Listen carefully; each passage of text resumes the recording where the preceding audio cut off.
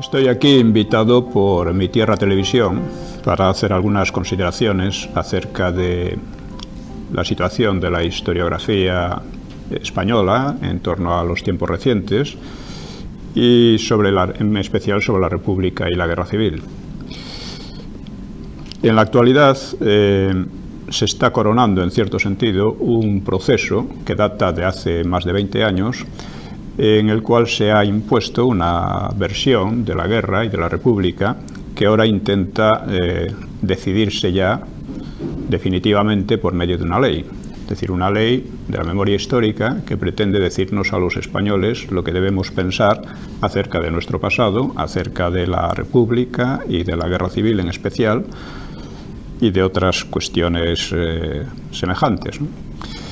El que un gobierno intente imponer por ley una versión histórica es en sí mismo una aberración totalitaria. Es muy propio de estados como el Estado soviético u otros semejantes, en los cuales no se podía discrepar de la versión que daba oficialmente el gobierno, el Estado. Esto me parece muy grave. Por otra parte, esa versión en sí misma es insostenible.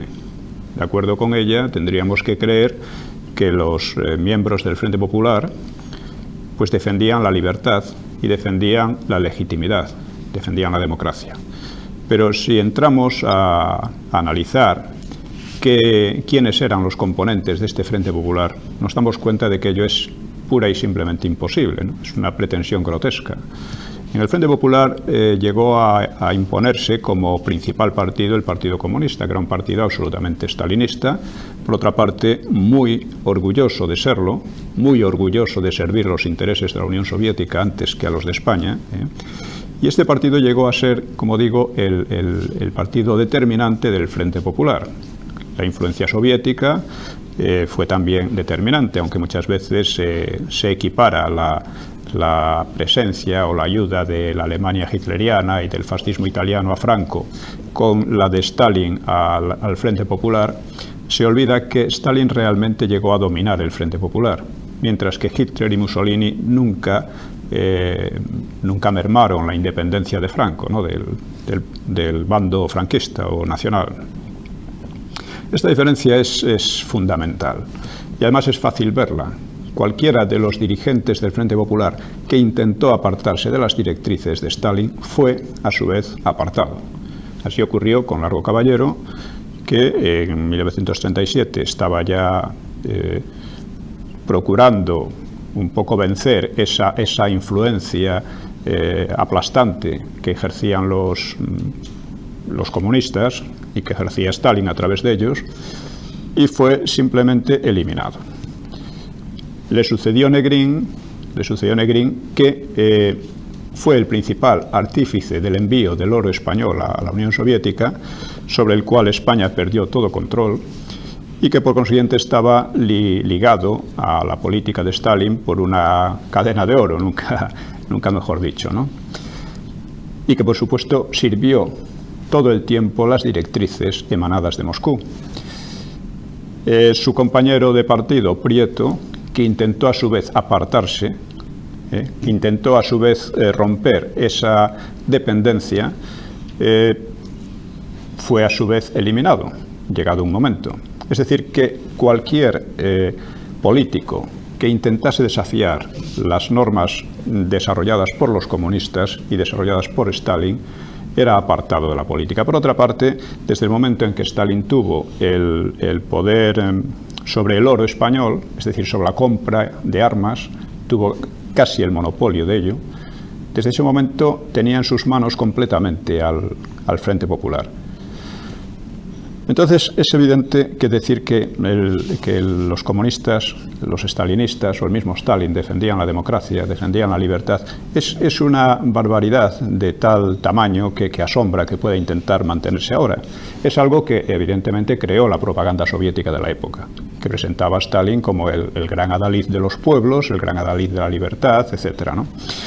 Si seguimos con los demás componentes del Frente Popular, pues encontramos la misma paradoja. Ninguno de ellos era demócrata. por ejemplo, los anarquistas, que llegaron a tener tanta influencia, ¿no?, durante un tiempo, ¿no? Los anarquistas jamás pretendieron defender ni la República, ni la democracia, ni nada por el estilo. Es más, durante la República fueron el principal cáncer. Fueron ellos los que provocaron la caída de Azaña, con sus insurrecciones, una de las cuales terminó en el episodio de Casas Viejas, cuando un grupo numeroso de campesinos fue masacrado por las fuerzas de orden público de Azaña, ¿no? Si seguimos con los socialistas en su mayoría seguían la línea de Largo Caballero y, claro, Largo Caballero en aquellos momentos era todavía más radical que el Partido Comunista, ¿eh?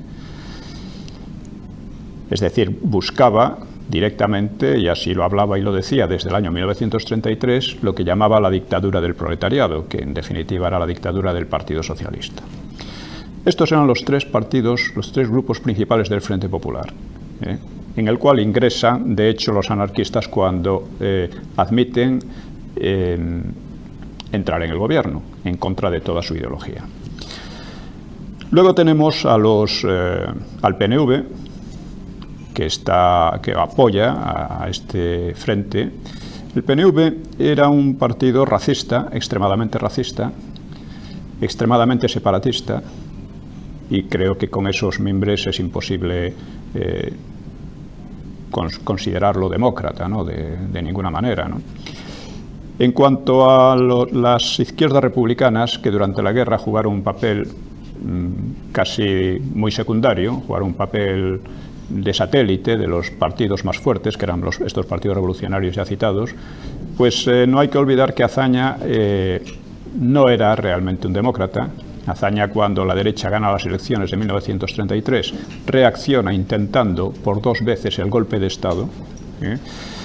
Lo mismo ocurre con los nacionalistas catalanes de Companys, de la Esquerra, que es un partido que, en cuanto gana a la derecha las elecciones en el 33, ya digo, se declara en pie de guerra y organiza realmente la guerra civil, al mismo tiempo que el Partido Socialista. Entonces, decir que estos partidos y estos políticos representaban la democracia, representaban la república, es una barbaridad. Aunque se les llama comúnmente republicanos, ellos fueron los que realmente destruyeron la república. La república nace como un régimen de democracia liberal que rápidamente pasa por 3 fases. Una primera fase, que es el primer bienio, el bienio donde gobierna Azaña y gobierna los socialistas, o sea, la conjunción republicano-socialista.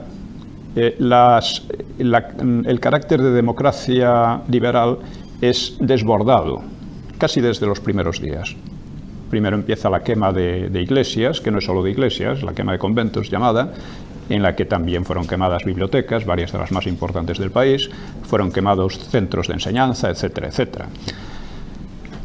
Luego viene una constitución que no es exactamente laica, sino anticatólica, es decir, que ataca los sentimientos y las ideas de una gran parte de la población, ¿no? Lo cual crea ya una división social profunda, porque la verdad es que la República llegó prácticamente sin oposición, ni de la derecha ni de la izquierda. La única oposición por la izquierda era el Partido Comunista, que decía que había que derrumbarla, que había que destruirla desde el primer momento para crear una república de soviets. Y desde el otro punto de vista, desde la derecha, pues había más bien un temor, pero baste decir que el único partido más o menos fascista que hubo en España, que fue la Falange, realmente nace en 1933 ya, y en las elecciones del 36 no llegó a sacar ni un solo diputado, es decir, era un partido mínimo, ¿eh? El Partido Comunista también era un partido mínimo, hasta llegar la guerra prácticamente. Bien, entonces la memoria que se nos intenta imponer es de un absurdo radical. Es decir, este Frente Popular no podía defender ni la república, ni la democracia, ni nada por el estilo, ¿eh? Y luego, además, si seguimos las demás formaciones, el resto de la historia de la República, vemos que en 1933, cuando hay ya una experiencia de 2 años de gobierno de izquierdas, gobierno republicano socialista, Y es una experiencia que la mayoría de la gente considera nefasta, porque ha sido una época en que ha habido una enorme violencia política, en que se plantea una reforma agraria que no se cumpla y que queda a unos niveles irrisorios y que además tampoco podía resolver el problema, en que se imponen una serie de leyes que lo que hacen es paralizar la iniciativa privada y por lo tanto empeorar las consecuencias de la depresión económica mundial que había en esos años. Entonces la gente vota, hay una votación muy mayoritaria de 5 contra 3 millones aproximadamente a favor de las derechas. Y entonces la izquierda, prácticamente en pleno, no reconoce la voz de las urnas, porque tenía la concepción de que la República era una cosa suya, no era una cosa popular, general, en la que las elecciones tenían su papel decisivo a la hora de quién tenía que gobernar, sino que era una cosa en la que ellos, la izquierda, tenía que gobernar necesariamente, y si no, no valía. A partir de ese momento, el Partido Socialista se decanta por la revolución, se decanta por lo que llamaban abiertamente la dictadura del proletariado, con una excepción, la excepción de Besteiro. Besteiro es el único que advierte que aquello va a llevar a un baño de sangre, que va a terminar además con una lucha entre las propias izquierdas. Fue realmente profético, porque durante la Guerra Civil, como es sabido, las izquierdas entre ellas mismas se masacraron, ¿no? Se masacraron en 2 mini-guerras civiles dentro de la propia Guerra Civil y se masacraron además en forma de torturas, persecuciones policiales, asesinatos en la retaguardia, etcétera, etcétera. Sobre esto hay bastante documentación que se procura olvidar. Cuando se habla de las víctimas de la guerra, de las víctimas de la represión, casi siempre se olvidan las víctimas izquierdistas que murieron a manos de otros izquierdistas, de otros partidos izquierdistas. Bien, el caso es que en 1933-34 se desarrolla un proceso de asalto a la República, de asalto a la legalidad republicana, que culmina en octubre del 34 en la insurrección mal llamada de Asturias, porque era una insurrección planeada como guerra civil, textualmente como guerra civil, y que debía de extenderse por toda España. De hecho, causó muertos en 26 provincias, no solo en Asturias. Lo único que pasó fue que en Asturias fue el único lugar en que, digamos, los obreros,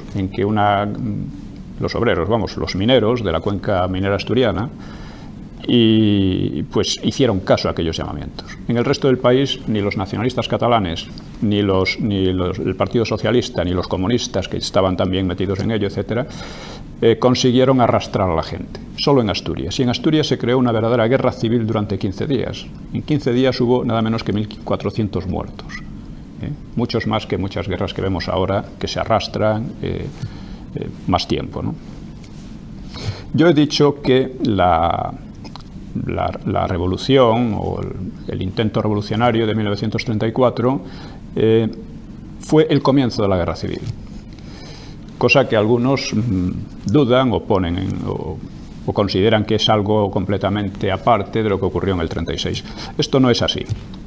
Fue el comienzo de la guerra civil por 2 razones. Primero, porque fue planeada como una guerra civil por el Partido Socialista y por los nacionalistas catalanes, de otro modo, porque fue apoyada por casi toda la izquierda de una manera o de otra, incluyendo el propio Azaña, y porque en lugar de rectificar, digamos, las izquierdas lo que hicieron fue insistir en las mismas concepciones. La concepción de que solo ellos tenían derecho a gobernar y de que si era necesario tenían que imponerse por la fuerza.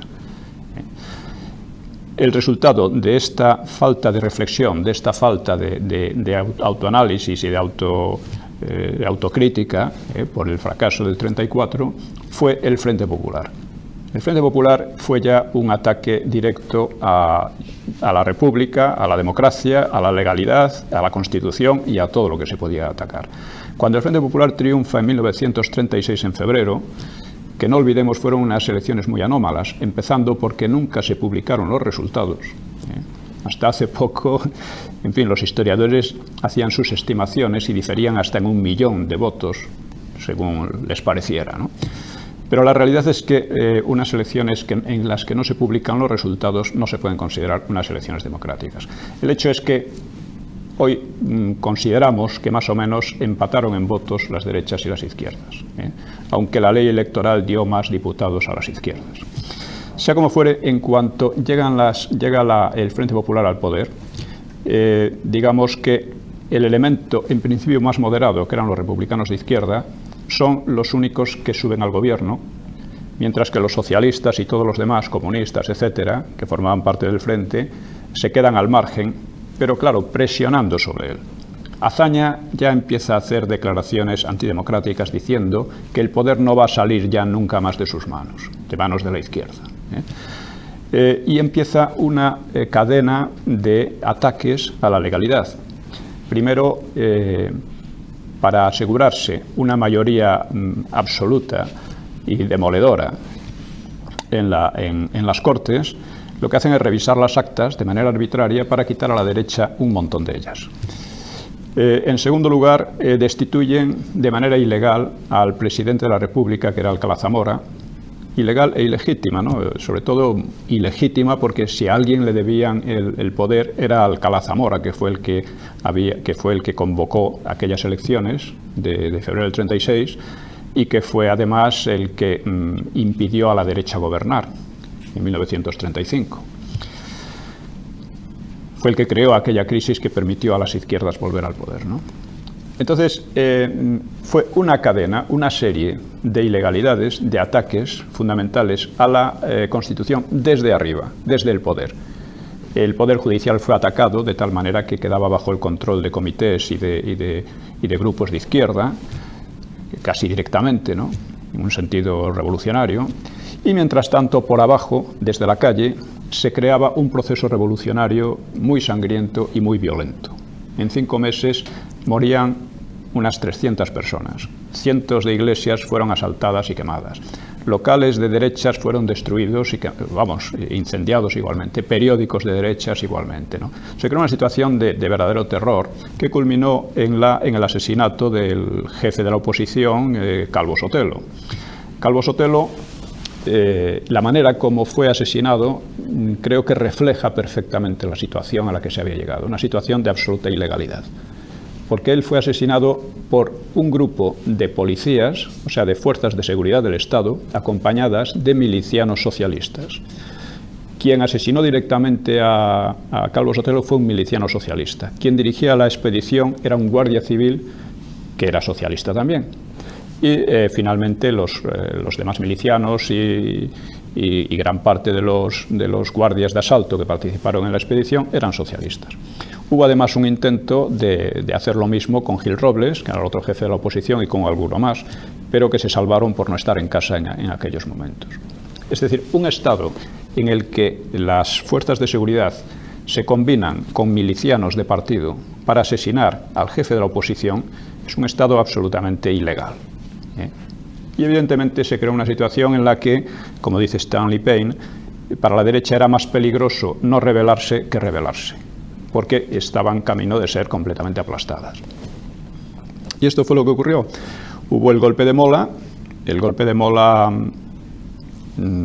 fracasó en 3 días y eso hizo que la situación se prolongara. De hecho, las derechas estuvieron a punto, la sublevación militar de aquellos días estuvo a punto de ser completamente aplastada. No lo fue casi por pura casualidad y porque Franco pudo pasar desde Marruecos el ejército poquito a poco, muy poco a poco, el ejército de África, que eran unos 20.000 soldados, no era mucho más.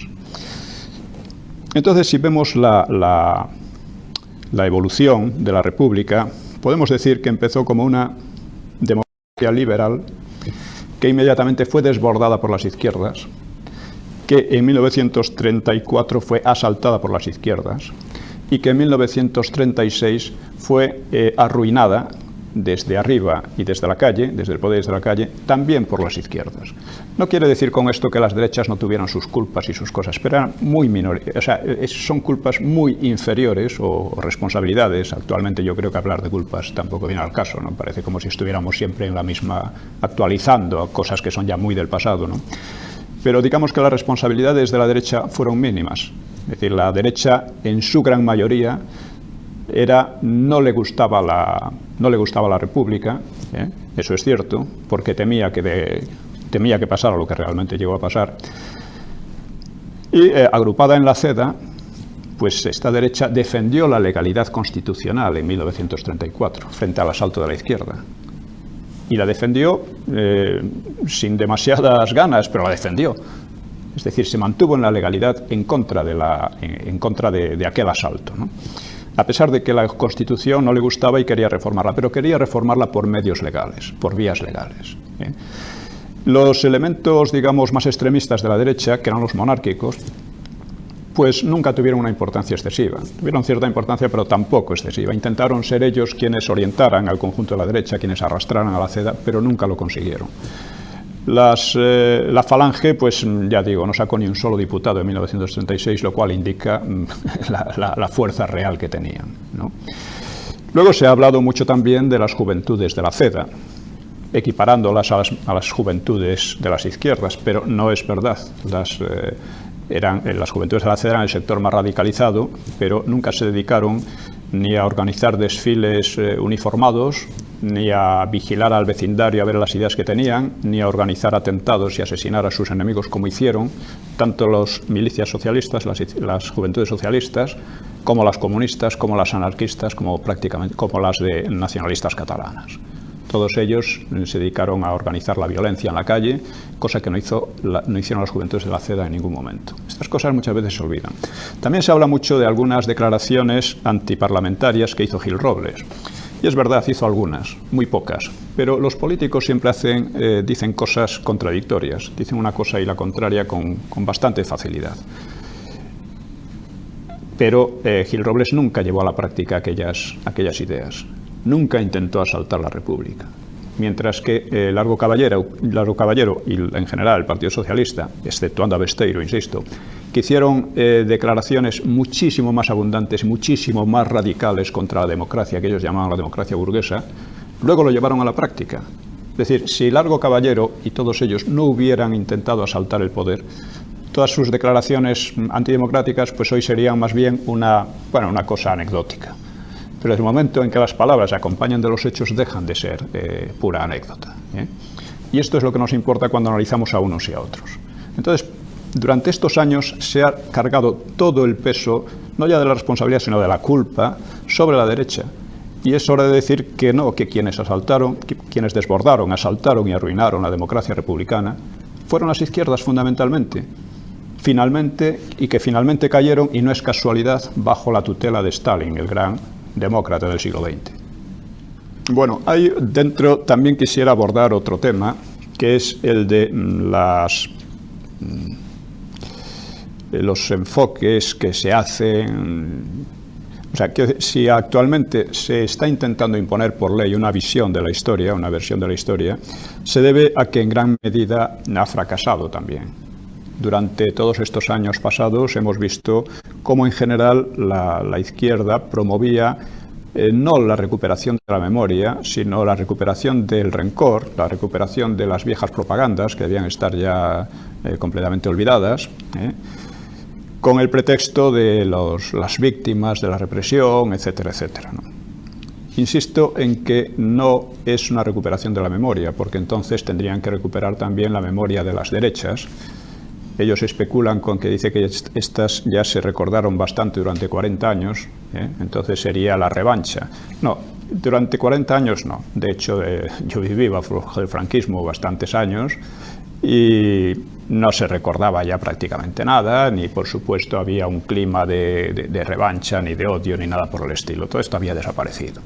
Esto se intenta crear ahora con ese pretexto. En segundo lugar, digamos que se olvida, como dije ya antes, las víctimas izquierdistas, las víctimas causadas por las propias izquierdas. Estos son los auténticos olvidados, de los que nunca habla nadie.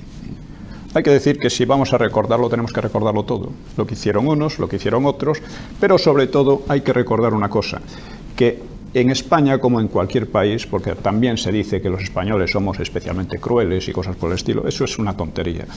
La experiencia del siglo XX y de cualquier siglo demuestra que cuando cae la ley, cuando se destruye la ley, la violencia pues se expande por todas partes. surgen los odios, los rencores, que una vez son políticos y otras veces son puramente personales, o ajustes de cuentas, como hubo tantos durante la guerra en un lado y en otro, es decir, que se denunciaba a gente para evitar pagarle deudas o cosas por el estilo, ¿no?